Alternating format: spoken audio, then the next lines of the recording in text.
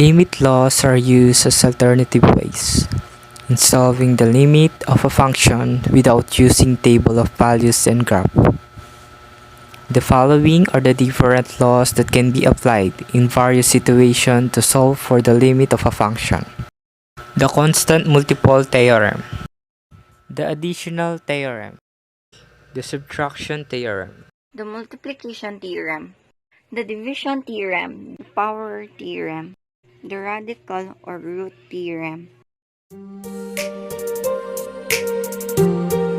So now we have equation number 1, which is the limit of 5 minus square root of x over x squared minus 25 as x approaches 10.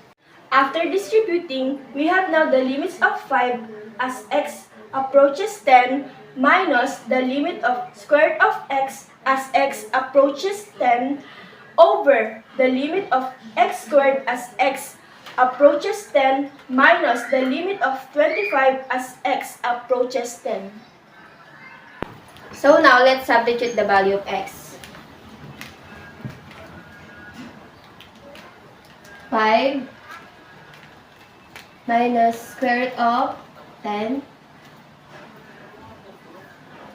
and 10 minus 25. Okay na. And now let's solve this. Copy the number 5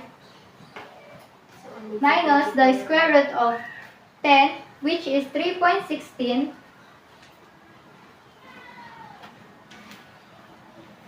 over 10 squared, which is equal to 100, minus 25. 5 minus 3.16 is equal to 1.84 over 100 minus 25 is equal to 75. 1.84 over 75 is equal to 0. So, the final answer of limits of 5 minus square root of x over x squared minus 25 as x approaches 10 is 0. So let's proceed on the second problem. Problem number 2.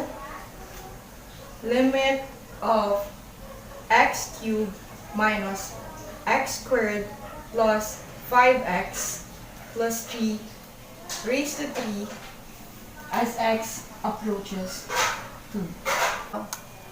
After distributing, we now have the limit of x cubed as x approaches 2 minus limit of x squared as x approaches 2 plus 5 times limit of x as x approaches 2 plus limit of 3 as x approaches 2 raised to 3.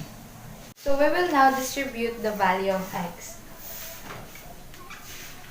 2 cubed minus 2 squared plus 5 times 2 plus 3 cubed. After distributing the value of x, we will now solve the problem. So 2 cubed is equals to 8, then minus 2 squared is equals to 4, plus 5 times 2 is equals to 10, then plus 3, and then the 3. Now, let's simplify this problem.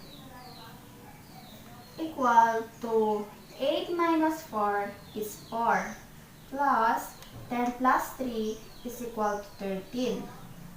Parenthesis to raise to 3. Equal to 4 plus 13 equals to 17. Raised to 3. 17 times 17 times 17 is equal to 4,913. The limit of x cubed minus x squared plus 5x plus 3 raised to 3 as x approaches 2 is equal to 4,913. Oh,